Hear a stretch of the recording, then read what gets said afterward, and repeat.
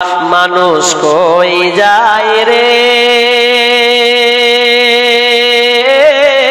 দুনিয়া ছাড়িয়া, মসজিদের ওই পালকি আইনা দোলা দেই সাজায়া তারে জনমের লাগিয়া। মসজিদের ওই পালকি আইনা দোলা দেই সাজায়া তারে জনমের লাগিয়া। এই বাড়ির লাগিয়া কত করলা মারামারি, মামলা মুকাদ্দমা কইরা উড়াইলা রে করি। এই বাড়ির লাগিয়া কত করলা মারামারি, মামলা মুকাদ্দমা কইরা উড়াইলা রে করি। আজকে তুমি যাবে চলে,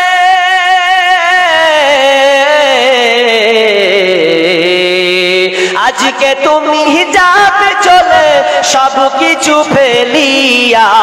মসজিদের ওই পালকি আইনা তোলা দেই সাজায়া তারে জনমের লাগিয়া। মসজিদের ওই পালকি আইনা তোলা দেই সাজায়া তারে জনমের লাগিয়া। পৃথিবী না জানো আমি তো জানি, আমি কি পাপ করেছি হায়। আমার পাপের করলে বিচার, বাঁচার আমার নাই উপায়। দয়াময় তুমি মাফ করো আমায়, মাফ করো আমায়, মাফ করো আমায়।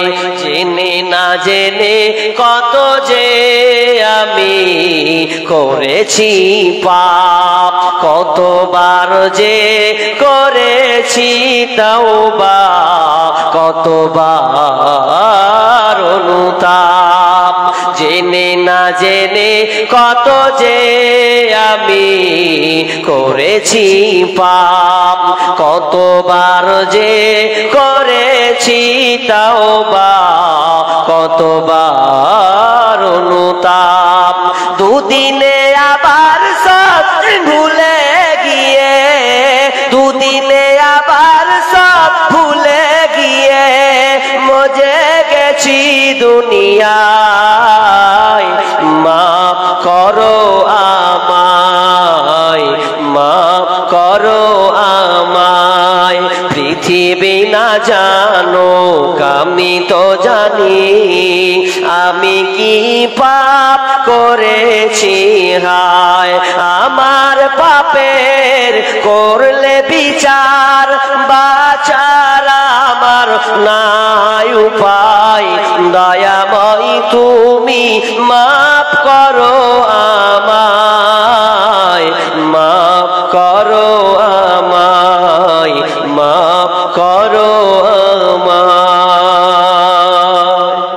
পাপ মুক্ত তওবা করুন, এরপরে আপনি নিয়তকে ঠিক করে এই রমজান মাসকে রাখুন। এখানে আমি তিনটা মেসেজ দিব যে আমি আবার অন্য লক্ষ্যে উদ্দেশ্যে চলে যাব। আপনারা এইদিকে তাকান, ওইদিকে কাজ করতে দেন ওদেরকে, ব্যাঘাত ঘটবে তো। তো তিনটা কথা বলবো, তার আগে একটা কথা মনে পড়ে গেল। রমজান মাস এসে আমাদের কি উপকার করে, এটা গুরুত্বপূর্ণ একটা টপিক আপনাকে দিব। রমজান মাস এসে আমাদের কি উপকার করে, শুধু গুনাহ মাফ করে না, এখানে আমাদের কিছু প্রতিভা আল্লাহ দেখিয়েছেন। মানুষের কিছু প্রতিভা আছে, কিছু অভ্যাস আছে, মানুষ কোনটা পারবে কোনটা পারবে না রমজান মাসে এটা দেখানো হয়। বুঝতে পারেননি? একটু খুলে বলবো তাহলে বুঝে ফেলবেন কি কথাটা। একটা লোককে বলছি, ভাই আজ থেকে বিড়ি খাওয়াটা ছেড়ে দেন, ছেড়ে দেন, খেন না, খারাপ জিনিস, কত লোকের ক্ষতি করবেন, নিজে ধোঁয়া উড়াবেন, কত লোকের ক্ষতি করবেন, ছেড়ে দেন। তো বলছে ভাই আস্তে আস্তে ছাড়বো, আস্তে আস্তে ছাড়বো। ও বলছে না ছাড়বো না, ও বলছে আস্তে আস্তে ছাড়বো। যখন মানুষ রোজা ধরে নেয়, দিনের বেলা কেউ বিড়ি খায়?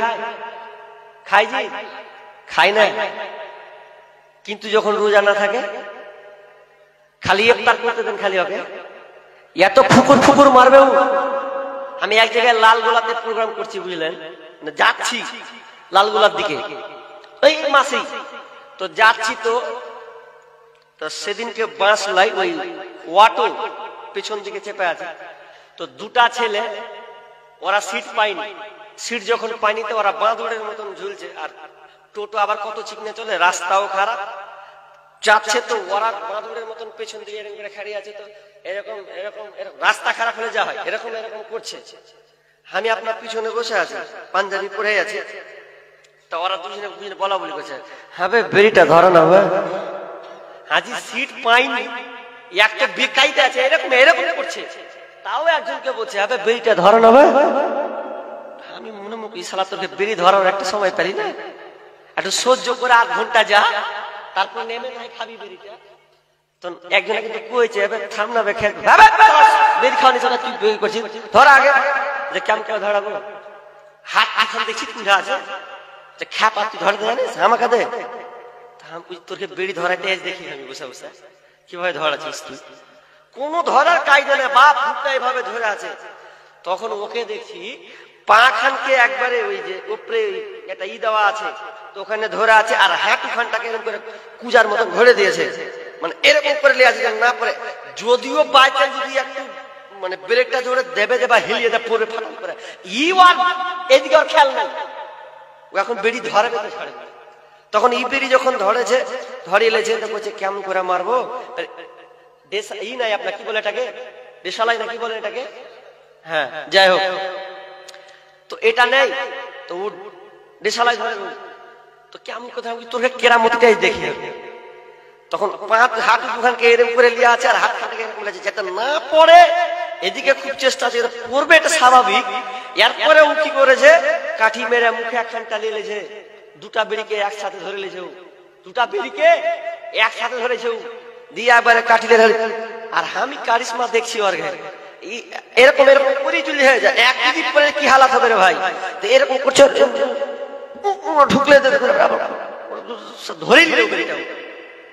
আমি সাংঘাতিক ব্যাপার রে, আজীব ব্যাপার। তো বিড়ি ধরেও বিড়ি খালো, মানে মানুষের কত নেশা থাকতে পারে না, মানুষ যে কতবার বিড়ি টানে, মুখ দিয়ে দুর্গন্ধ কত যে আসে, আল্লাহু আকবার, বলার কথা নাই। অনেক মুসাল্লির পেছনে নামাজ পড়তে পারি না বাপ, বলতে গেলে অনেকে জ্বালা, মনে হচ্ছে ভ্যাক করে এক লাফে ফেলে দিল। নামাজে দাঁড়াবো তো গন্ধ করছে, সূরা ফাতিহা পড়বি, এত গন্ধ ছুটছে বলার কথা নাই, নামাজ পড়বো কি করে, এত জ্বালা। যারা বেরিখর বেরি খাই, বলি ভাই বেরিটা ছেড়ে দেন, বলছে আস্তে আস্তে ছড়িয়ে দেব। কিন্তু যখন রমজান মাস আসে, যখন ও সাহারি খেয়ে নাই, তখন আবার ইফতার পূর্ব পর্যন্ত দেখবেন ও বেরি খাই না, খাই। তার মানে আল্লাহ বলছেন, ওরে বেঈমান, তোর মধ্যে প্রতিভা আছে, তুই ছাড়তে পারবি পারবি, এটা প্রমাণ করছে রোজা, রোজা প্রমাণ করছে তুই ছাড়তে পারবি। কিন্তু তুই এটা বেঈমানি করার কারণে শয়তানের খাপ্পরে পড়ে তুই নেশাটাকে এমন ভাবে আসক্ত করে নিয়েছিস যে ভাবছিস যে মাগরিব পর মনে হয় বেরিটা খাওয়া যাবে, সব খাওয়া যাবে। এই জন্য দেখবেন যেমনই ইফতার করা হয়, যেমনই নামাজ পড়া হলো, প্রথম সুন্নাত পালন করবে বেরি, প্রথম সুন্নাত পালন করবে বেড়ি, বেড়ি দিয়ে একবার নামাজ খালি পড়া শেষ হয়, দেখবেন কোন দিকে ধোঁয়া কোন দিকে আসে। 4টা অবধি তো ভাত রান্না চলছিল, ধোঁয়া উঠছিল, মাগরিব পরে কিসের ধোঁয়া উঠছে রে, সব বেড়ির ধোঁয়া। এদের এত গন্ধ, মুখ দিয়া গন্ধ, নাক দিয়া গন্ধ, হাত দিয়া গন্ধ, বসতে গেলে গন্ধ, বিছানাতে গন্ধ, পকেট দিয়া গন্ধ, বাথরুমে গন্ধ, সব দিয়ে গন্ধ। আমার জাগে সন্দেহ, ওর বিবি আল্লাহ কেমন করে ঘুমায় রে, পাশে একসাথে বিবির সাথে কেমন করে যে ঘুমায় আল্লাহ, সবই গন্ধতে ঠিক না। না ভাই না, আমরা মনে করি মদটাই শুধু খারাপ, তা নয়। মদের চাইতে আমি মনে করি বিড়িটা সব চাইতে খারাপ। কারণ যারা মদ খায় রাস্তায় রাস্তায় খেয়ে বেড়ায় না, ওরা আপনার এক সাইডে গোপনে গিয়ে খায়। আমি বলছি না মদটা হালাল হারাম, কিন্তু আমি আপনাকে বিবেক দিয়ে জাগ্রত করতে চাচ্ছি। আজকাল বিড়িটা এমন একটা নেশা হয়ে গেছে, দোকানে চা খাবো, চা খেতে পারি না এই বিড়ি খোরের মাধ্যমে। যখনই এক কাপ চা খাবো, ওখানে আলেম বুঝলো না, টেনে দিল, যে আমি আলেম থাক, আলেমের 14 গোষ্ঠী বাপ থাক, ও টানলেই বেড়ি টেনে গেল, মানা করা যাবে দোকানে? এখন আর ওই জামানা নাই। বিড়ি খাবে খাবে খাবে, শুধু আশ্চর্যের বিষয় লাগে ছোট্ট ছোট বাচ্চাগুলোকে 2 বছর 4 বছর নাতি পুতিকে কোলে নেয়, কোলে নেয় না? কোলে নেওয়ার পর বিড়ি খায় কি খাই না? তুমি নিজে তুমি নষ্ট হচ্ছ, তোমার কলিজা নষ্ট করছো, তোমার ওই পোতাকে লাতিকে নিয়ে তুমি কোলে করে বিড়ি খাচ্ছ। তো এটা খারাপ কাজ করছো, ভালো কাজ নয়। কারণ ওই বাচ্চাটার নাক দিয়ে ওই দুর্গন্ধটা যাচ্ছে কি যাচ্ছে না? তুমি কত একটা খারাপ কাজ করছো। কত বিড়িখোর তুমি ছেড়ে দাও, এটাকে তুমি আর রাখিও না। কারণ বিড়িটাই হারাম তো এমন ভাবে হবে প্রত্যেকটা তুমি পাপে লিপ্ত হবে।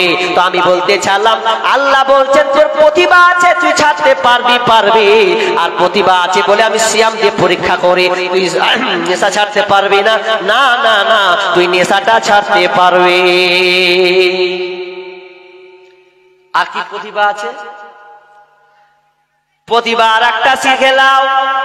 আর একটা জিনিস তুমি এখান থেকে শিক্ষা নিয়ে নাও, সেটা হচ্ছে আল্লাহ তুমি গরিবদের দিকে তাকাও। না খেয়ে থাকা কত কষ্ট, কত জ্বালা, কত কষ্ট যে 3 বেলা রোজগার করতে পারে না, তে না কত কষ্টতে থাকে, যে দিন মজুরি করে খায়, খাবার কি কত কষ্ট করেছে, মেহনত করে। তুমি একটা পয়সাওয়ালা মানুষ, ওরে বড়লোক, তুমি আজকে রোজা রাখো, গরিবের মর্যাদা বুঝো, গরিবের কষ্টটা তুমি একটু বুঝে নাও। মানুষ যদি 3 মাস এই রোদ্রে যদি রোজা থাকে তো কত কষ্ট হয়। আর যারা খেতে পায় না তাদের কত কষ্ট আছে। অনেকে দেখেছি সোশ্যাল মিডিয়াতে ভাইরাল হয়েছে, আমি দেখেছি, আপনারা দেখেছেন কি দেখি না আমি জানি না। আমি খবর পেয়েছি অনেক গরিব মাকে দেখেছি, খাবার কোনো বাড়তে কোনো খাবার নাই, তারা পান্তা ভাত করে কাঁচা মরে আপনার কিনা শুকা মরিচকে দিয়ে আপনার লবণ করে দিয়ে তারা সাহারি খায়। আর পুরো দিন মান ঝাল ঝাল ঝাল ঝাল করে তারা পুরো দিন মানকে পার করে। তারা কষ্টের উপরে কষ্ট করে রোজাগুলোকে পালন করে। শুধু তাই নয়, ফিলিস্তিনের মাটি দেখো গা, যারা কোনোদিন খাবার পায় না, ফিলিস্তিনের মাটিতে, জর্ডানের মাটিতে এত করে আক্রমণ করা হয়, বাচ্চা ছোট ছোট বাচ্চাদেরকে পুড়ে মারা হয়, ছোট ছোট বাচ্চার পর্যন্ত খাওয়ার জন্য অনাহারে ত্রাহি ত্রাহি করে। অনেক সন্তান শিশু, ফিলিস্তিনের শিশুকে দেখেছি সোশ্যাল মিডিয়াতে, তারা খাবার না পেয়ে আপনার ঘাসকে উঠিয়ে তারা ওই ঘাসগুলোকে চিপিয়ে চিপিয়ে তারা নিজের প্রাণটাকে বাঁচানোর জন্য ঘাসগুলো তারা পর্যন্ত খায়। পানি কোথাও খুঁজে পায় না, তাদের জন্য পানি বন্ধ করে দেওয়া হয়েছে, কারেন্ট বন্ধ করে দেওয়া হয়েছে, খাবারকে বন্ধ করে দেওয়া হয়েছে। কত কষ্ট পালন করে, এত কষ্ট মেহনত তারা ত্রাহি ত্রাহি ত্রাহি ত্রাহি করে শুধু সামান্য খাবারের বিনিময়ে। ও রোজাদার, একবার ফিলিস্তিনদের দিকে তাকাও, তারা কত কষ্ট করে। ওরে রোজাদার, একবার গরিবের দিকে তাকাও, তারা 3 মান কত কষ্ট করে থাকে। কত সিয়াম, কত লোককে দেখলাম কষ্ট করে রোজা রেখেছে, 5 দিন 7 দিন ধরে না খেয়ে আছে, হারে কষ্ট। এই কষ্টটা আল্লাহ দেখাচ্ছেন যে তোমরা প্রতিভা দিলাম, এটা তোমরা শিখে নাও। গরিবের হাল তোমরা একটু বোঝার চেষ্টা করো। এই জন্য আমার আল্লাহ রোজাকে আমাদের উপরে ইবাদত হিসাবে ফরজ করেছে।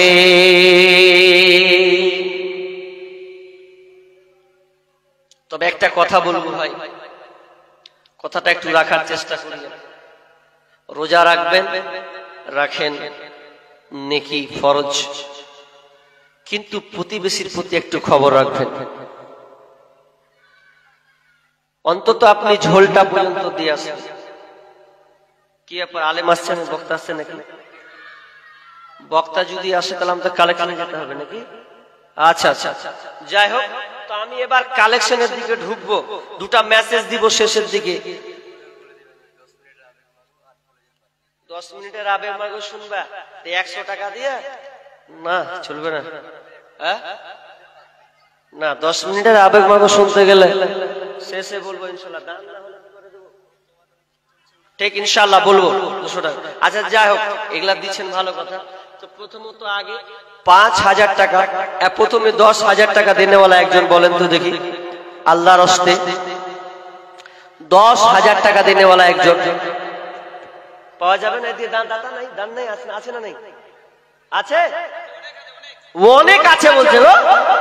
একজন 10,000 টাকা দেনেওয়ালা, একজন 10,000 টাকা দেনেওয়ালা কে আছে? বক্তা আছে না? ও আচ্ছা আচ্ছা, একজন, মাশাআল্লাহ। তো হেফজ,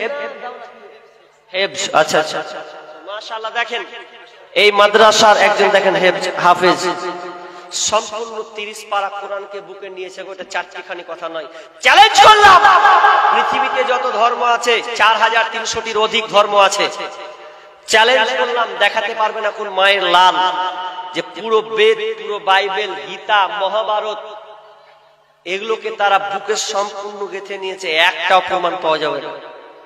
অথচ আমরা লক্ষ লক্ষ লাখ লাখ আমরা দেখাতে পারবো যে আমরা হেফজ তৈরি করতে।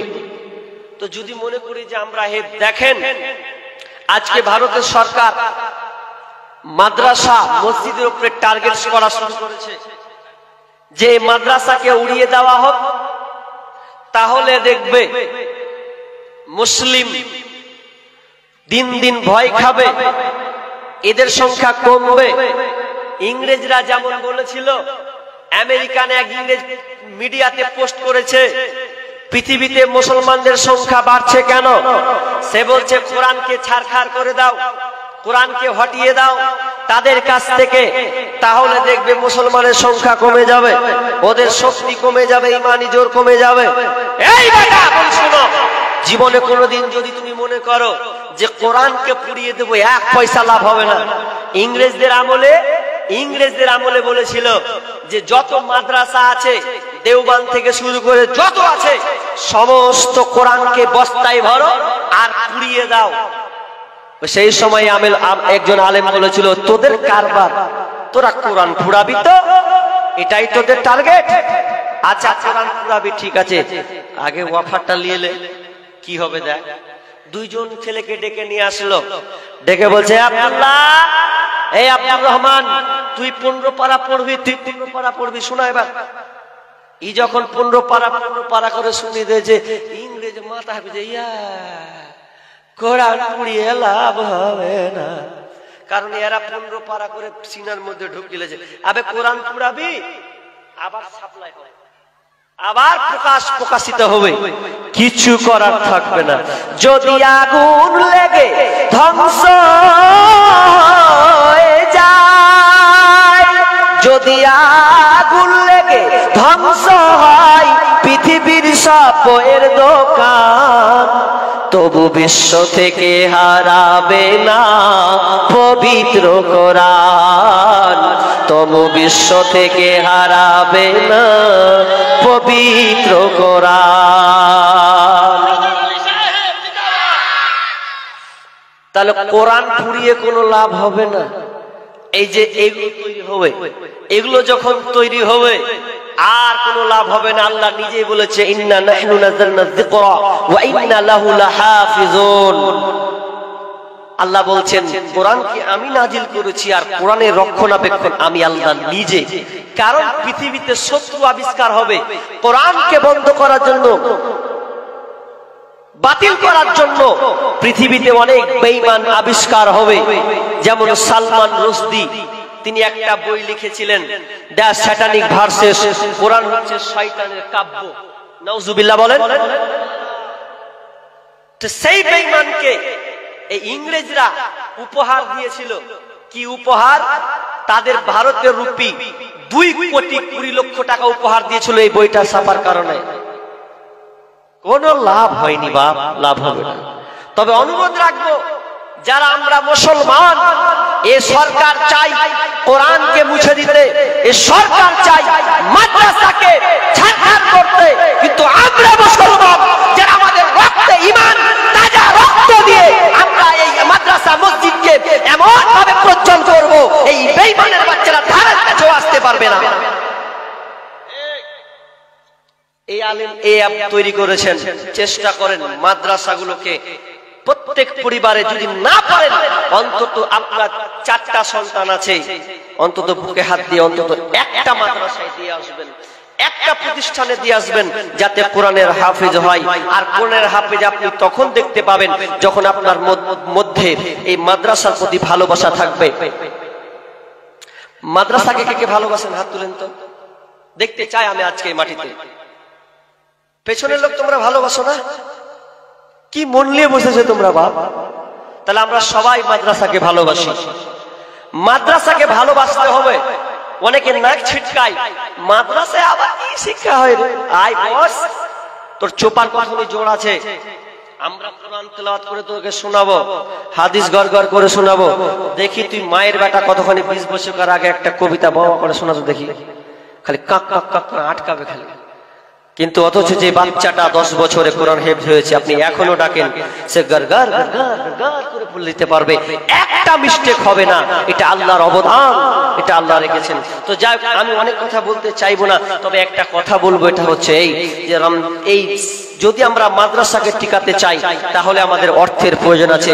সরকার আপনাকে দেবে না, সরকার তো গোপনে পায়তারা করছে কিভাবে কি দিয়ে কিভাবে নষ্ট করা যায়। তো আমরা যদি মুসলমান আছি, একজন ভাই বলেন না এই মাদ্রাসাকে 10,000 টাকা দিনে ওলা একটা লোক, একজন প্রথমে আমি চাইবো একজনের কাছে 10,000 টাকা। একজন বলেন কোন আল্লাহর বান্দা আছেন, একজন বলেন আল্লাহর মেহেরবানি, আল্লাহর বান্দা, আল্লাহর প্রিয় খাস বান্দা যে আল্লাহকে প্রকৃত ভয় করেন, মাদ্রাসাকে ভালোবাসেন। একজন বলেন যে আমি 10,000 টাকা ইনশাআল্লাহ আমি এই মাদ্রাসায় দেব। তাহলে আপনার মতো এরকম আলেম হবে। একটা হয়েছে, সামনে বছর 2টা হবে, 3টা হবে, 4টা হবে। আমাকে যে পেয়েছেন এটা আমি স্কুলের মাল নয়, আমি হচ্ছে মাদ্রাসা থেকে গড়ে ওঠা একজন ছাত্র। এইরকম যদি আপনি আলেম চান, বাংলাদেশ থেকে এসেছেন, ওই স্কুলের না, ও মাদ্রাসা থেকে উঠে এসেছে, তাহলে এইরকম যদি বলেন আলেম শুনবো, আলোচনা শুনবো, তাহলে মাদ্রাসাকে টিকাতে হবে, মাদ্রাসার প্রতি ভালোবাসা রাখতে হবে। তাহলে মাদ্রাসার কাছ থেকে ফুল ফুটবে। আর আজকে ফুল ফুটেছে সেই বাগানে, আপনি দেখতে পাচ্ছেন। তো আল্লাহর রাস্তে একজন 10,000 টাকা হবে না? একজন 10,000 টাকা নাই আপনাদের এলাকাতে? মাস্টার নাই, ডাক্তার নাই, প্রফেসর নাই, উকিল নাই, পুলিশ নাই? বলেন একজন 10,000 টাকা দেনেওয়ালা।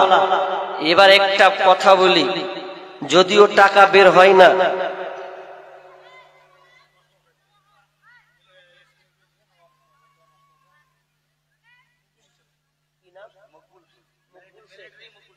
মকবুল শেখ, তিনি কি একজন মিলিটারি? কত? 10,000 টাকা। মাশাআল্লাহ। তো 10,000 টাকা পাবি না, বেশি আসবে মোটা করে? অনেকে চালাকি করে। এক জায়গাতে গাজরুল্লাহ চাচলের দিকে গেছি বুঝলেন, তো একজন প্রফেসর গো, কলেজের প্রফেসর, মানে ভালো। তা আমি সামনে বুঝি প্রথমে 10,000 টাকা দিনেওয়ালা কে আছে, তো ফাঁকাম করে বলছে আমি। ও লোক 1 লাখ দিনেওয়ালা, তো ও বলছে 10,000 আমি। তা আমি বেকায়দে তা আমি যে মাস্টার আপনার লেগে আমি এটা বলিনি, সামনে যারা বসেছিল ওরা কেটে গেছে। তখন 10,000 দিয়ে ইনশাল্লাহ পরে আবার দিলাম 50,000 টাকা তিনি দিয়ে দিলেন। আমি প্রায় 50,000 কোথাও 80,000ও পেয়েছি, চেয়েছি পেয়েছি। তো তিনি 10,000 টাকা দিচ্ছেন। রব্বুল আলামিন প্রথমে শুরুয়াত করলাম দান 10,000 টাকা চাইলাম, প্রথমে 10,000 টাকা পেয়েছি। রব্বুল আলামিন আল্লাহ তোমার একজন খাস বান্দা।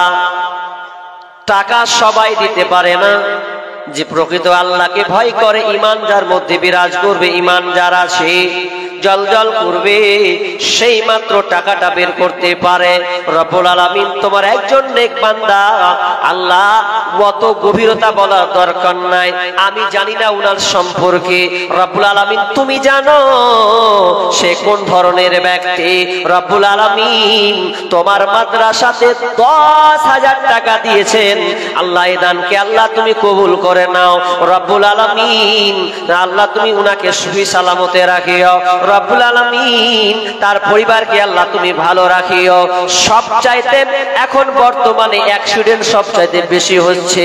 রব্বুল আলামিন তোমার কাছে ফরিয়াদ করি, আমি মুসাফির মানুষ, আল্লাহ তিনি যখন অনেক সময় রাস্তাতে চলাচল করেন, অনেক জায়গায় অনেক অ্যাক্সিডেন্ট হয়। রব্বুল আলামিন তোমার কাছে খাস করে অন্তর খালেস নিয়তে দোয়া করি, আল্লাহ তুমি ওই ব্যক্তিটাকে, আল্লাহ সে সম্মানীয় ব্যক্তিকে আল্লাহ তুমি যেন যেন রাস্তাতে আপনার অ্যাক্সিডেন্ট থেকে হেফাজত করিও, সকল আমিন। রব্বুল আলামিন তার রুজি রোজগারে আরো বরকত দিও আল্লাহ, তার পরিবারকে ভালো রাখিও, সন্তানকে সহি সালামতে রাখিও। সেই যে ছোট্ট একটা আপনার আল্লাহ যদিও যখন মারা যাবেন, যখনই মারা যাক না কেন আল্লাহ যেন কালেমা তাইয়্যিবা পড়ে যেন মরতে পারে, আল্লাহ তুমি তাকে তৌফিক দান করিও, বলুন আমিন। রব্বানা তাকাব্বাল মিন্না ইন্নাকা আনতাস সামিউল আলিম, আমিন সুম্মা আমিন। আর একজন 10,000 পাবো না? একটা পাবো না? আর একটা জোড়া, উনার জোড়া 10,000 পাওয়া যাবে না? অনেক লোক বসে আছেন গো, একটা 10,000 জোড়া আল্লাহর হস্তে। আর একজন উনার জোড়া হয়ে যায়। প্রত্যেকটা জিনিস তো জোড়া জোড়া, তাই তো? প্রত্যেকটা জিনিস ওয়া খালাকনাকুম আজওয়াজা, প্রত্যেকটা জিনিস জোড়া জোড়া। তো এই উনার জোড়া হন একজন, যে জোড়া হয়ে গেলাম ইনশাআল্লাহ। আজকে পারবেন না, 5 দিন পর দিবেন। আমি এবার একটা কথা বলি, প্রশ্ন করবো, উত্তরটা দেন তো। সবাই জোরে বলবেন কিন্তু। আচ্ছা বলেন, আপনারা নিজের মালকে ভালোবাসেন না পরের মালকে ভালোবাসেন? উত্তরটা দেন শুনি আমি। এতটি লোক কথা বলেন না কেন? বলেন না গো। নিজের মালকে ভালোবাসেন? দেখেন বেকায়দায় পড়বেন। এবার হাদিস বলি। রাবি হচ্ছেন আবু হুরায়রা, তিনি হাদিসটি বর্ণনা করছেন।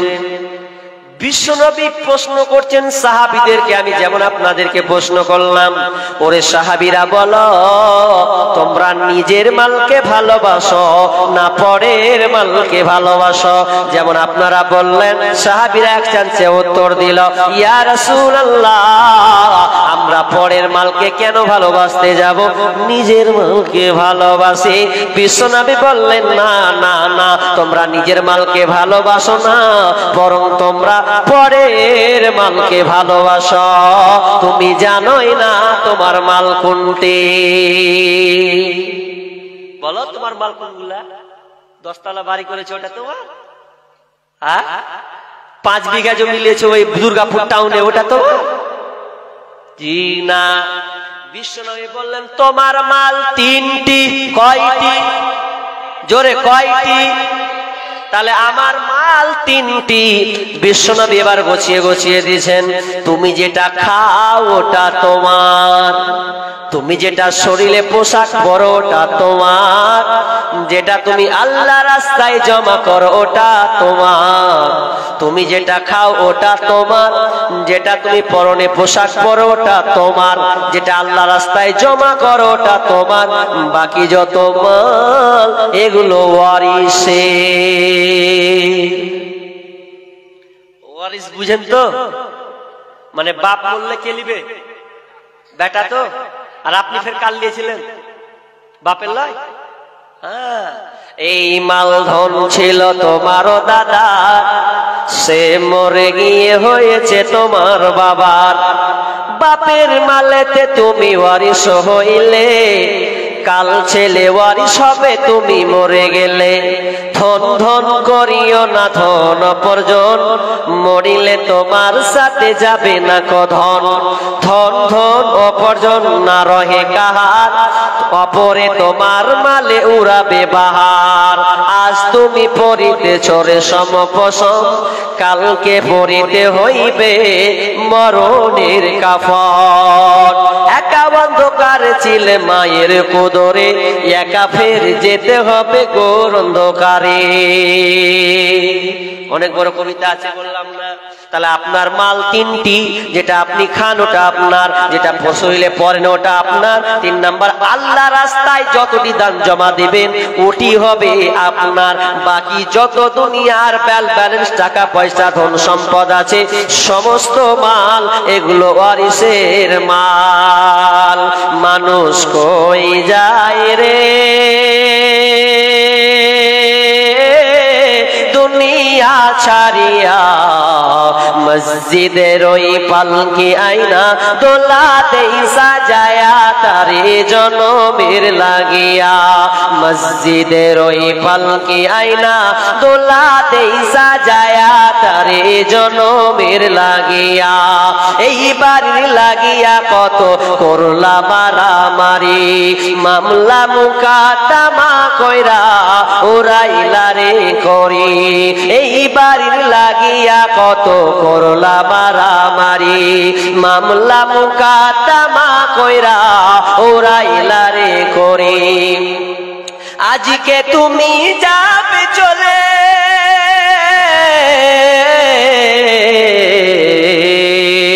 আজকে তুমি যাবে চলে সব কিছু ফেলিয়া মসজিদের ওই পালকি আইনা তোলাতেই সাজায়া তারে জনমের লাগিয়া মসজিদের ওই পালকি আইনা তোলাতেই সাজায়া তারে জনমের লাগিয়া তাহলে আপনার মাল্লায় আপনি খাচ্ছেন খেলেন খানা ব্যাখ্যা করছে এটা খেলেন খানা তাহলে এটা খেলেন খানা এটা আপনার 6 ঘন্টা পর কি হবে পয়াকার হাস্যই খয়াকার তন্তন্নয়াকার কি হলো পায়খানা খালেন খানা -16 ওটা চলে গেল টয়লেট পায়খানা ওটাও টিকলো না ওটা আপনার ছিল যতক্ষণ খেয়েছেন ওটা আপনার নাম্বার 2 যেটা আপনি পরনে পরেছেন পোশাকটা ছিঁড়ে ভ্যানিশ হয়ে যাবে নষ্ট হয়ে যাবে ওটা হবে আপনার আর 3 নম্বর ওই ব্যক্তি চালাক হবে ওই ব্যক্তি চালাক যেই ব্যক্তিটা বলল যে আমার মালকে আমি কবর নিয়ে চলে যাব কিভাবে তো কিভাবে আমি অ্যাকাউন্টে জমা করে দেব আর মরার পরে অ্যাকাউন্টে যখন জমা হবে ওগুলো আমি আল্লাহর কাছে তা সব পেয়ে নেব যে চালাক ও নিয়ে যাবে আর যে লেল খাপরা খাপা ও খালি কইছে বেটাকে করব একদম বাম্পার করে ইঞ্জিনিয়ার মাস্টার প্রফেসর আপনাকে প্রমাণ দিব কলেজের প্রফেসর মিডিয়াতে কাঁদছে কলেজের প্রফেসর নাম কি আব্দুল আউয়াল কেন কাঁদছো জি বাপ বলছে আমার 3টা বেটা কি হয়েছে 3টা বেটা তো 3টা বেটা একটা লন্ডন একটা ইংল্যান্ড কোথায় কোথায় সব থাকে একটা বেটি আছে 4টা তার 3টা বেটা একটা বেটি এখন নেটে সার্চ দেবেন আমার কাছে সেভ করা আছে কি বলছে কি হলো বলছে বুড়িয়ে গেলাম ছোট বেটাকে 72 লাখ টাকা দিয়ে পেনশনের টাকা দিয়ে পড়ালাম এরপরে সবাই বিদেশে থেকে গেছে আমি ছোট বেটাকে কত কষ্ট করে বললাম ছোট বেটাকে বলছি বেটা রে বাড়ি আয় তো বাপকে বলছে আব্বা বিয়ে করলেছি বিয়ে করলেছো তা আমাকে জানাবি না বলছে না তোমাকে জানার কোনো প্রয়োজন নাই বিয়ে করে নিয়েছি তো আসবি না বউকে নিয়ে বলছে না আসবো না তুমি থাক বুড়া মানুষ 3টা বেটা বিদেশে আছে মা মরে গেছে বাপ হাউ মাউ করে মিডিয়ার সামনে বলছে আর কাঁদছে হে পৃথিবীর মানুষ বেটাকে পারলে মানুষের মতন মানুষ বানাও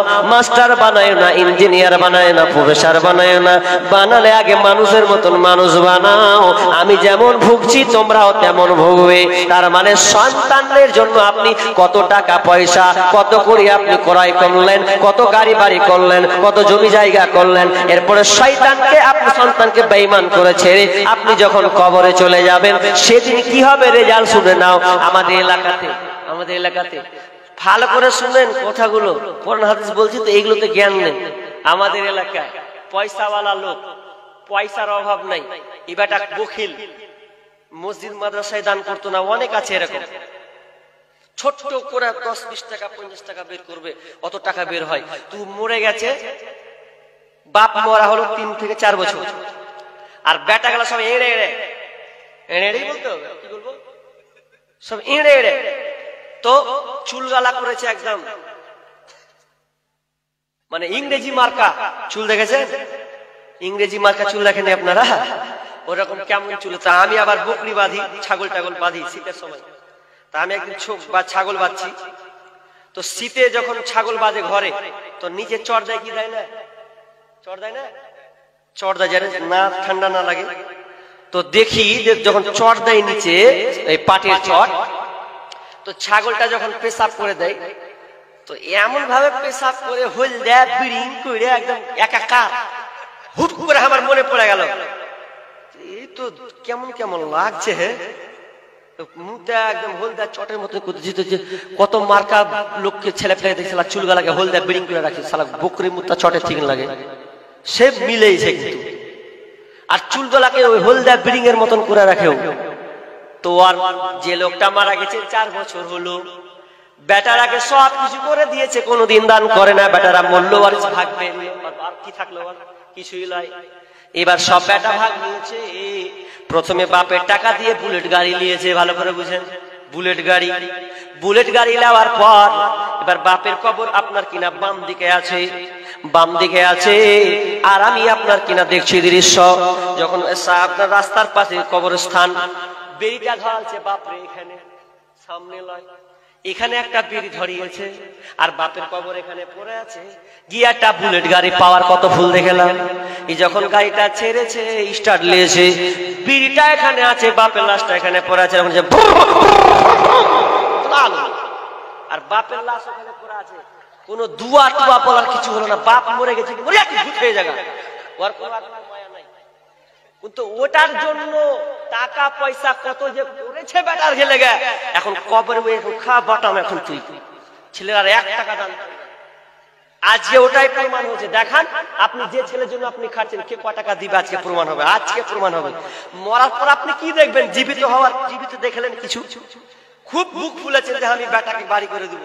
আমি বলছি না করিয়েন না, করেন, দরকার আছে, সন্তান হচ্ছে একটা নিয়ামত, কিন্তু তাই বলে আপনি এতটা করবেন, এতটা নেমে যাবেন, আল্লাহ বলবেন তোর বাটাম বের করে ছাড়।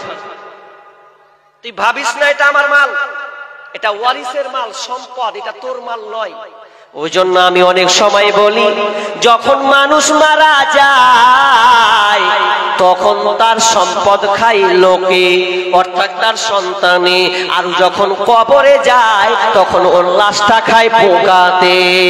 মানুষ যখন মরে যায় তখন তার ধন সম্পদ খায় লোকে, আর যখন মারা যায় কবরে ঢোকে তখন তার লাশ খায় পোকাতে।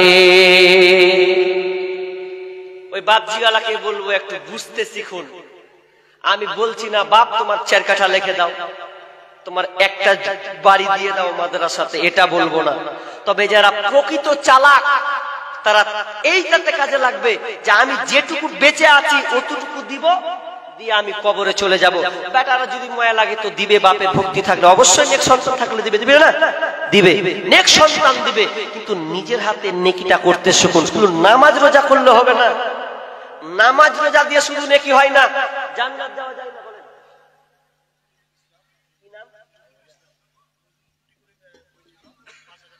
5000 টাকা জহুরুল ইসলাম দিয়ে গেছে। নজরুল ইসলাম বাবজি, কত বাবজি? 100 টাকা ছিল বাপ, আর নেই 100 টাকা। তো নজরুল ইসলাম দিয়েছেন 5000 টাকা। আল্লাহুম্মা সাল্লি আলাইহি, আল্লাহুম্মা বারিক আলাইহি, হায়াকাল্লাহ বারাকাল্লাহ, আল্লাহ দান কাল। আর কি আছে বলেন? আজকের প্রধান অতিথি রাবিউল ইসলাম নুরুল্লাহপুরি। আচ্ছা, রাবিউল ইসলাম উনি এসেছেন কি আসেনি? আসেনি। কত দিয়েছেন? 5000 টাকা। রবিউল ইসলাম 5000 টাকা দিয়েছেন। দুটা হলো 10,000 টাকা। দাতা একটা পেলে খুব খুশি হতাম গো, একটা জোড়া যদি পেতাম তো খুব খুশি হতাম। মা বল আপনাদের আজকে আন্টি পাবো কি পাবো না? আমিনুল ইসলাম ছাপড়াগাছি, 4000। আমিনুল ইসলাম ছাপড়াগাছি কেমন হলো? আর 1000 টাকা দিলে কি হবে? আসেনি, উনি পাঠাই আসেনি। হ্যাঁ, তো আর 1000 টাকা দিলে কি এমন হতো? কি করবে? 5000 টাকা 1 হাত দিলে কত ভালো লাগতো না জি? আর 1 হাত থাকতো, 4000 করে দিয়েছে। তো যাক, নেই থাকলে হয়তো আবদার করা যেত। জোর করে তো আর চাওয়া যাবে না, আবদার করা যায়। আবদার করাটা গুনাহ না, চাওয়া যাবে। তো চাকুলিয়া থেকে এক ভাই কত? 2500 আছেন তো নেই? সবই গায়েব দিয়ে হলো, বরকত বাড়বে। হি নেই থেকে সব দিছে গো, কত চালাক। আচ্ছা, ইনশাআল্লাহ ধরবো, ওনারা দিবেন, অবশ্যই দিবেন। আপনার শিক্ষক সুজাপুর, সুজাপুর। ওরে সুবহানাল্লাহ, কত? 2000 টাকা। আল্লাহুম্মা সাল্লি আলাইহি আল্লাহুম্মা বারিক। আমি দোয়া করে দেব। আর আছে কি? আনাউন থেকে সাজ্জাদ সে কত? 1000 টাকা। আল্লাহুম্মা সাল্লি আলাইহি আল্লাহুম্মা বারিক আলাইহি। হায়াকাল্লাহ বারাকাল্লাহ। দানকে আল্লাহ তুমি কবুল করে নাও। আল্লাহ দান যাই উদ্দেশ্যে দিয়েছে আশা পূর্ণ করো রব্বুল আলামিন। তাদেরকে আল্লাহ তুমি ক্ষমা করে দাও। আত্মীয় স্বজন মারা গেলে ক্ষমা করে দাও। রুজি রোজগারে বরকত দাও রব্বুল আলামিন। বালা মুসিবত দূর করে দাও আল্লাহ। কোনো অসুখ থাকলে আল্লাহ তুমি সুস্থ করে দাও। আমিন সুম্মা আমিন।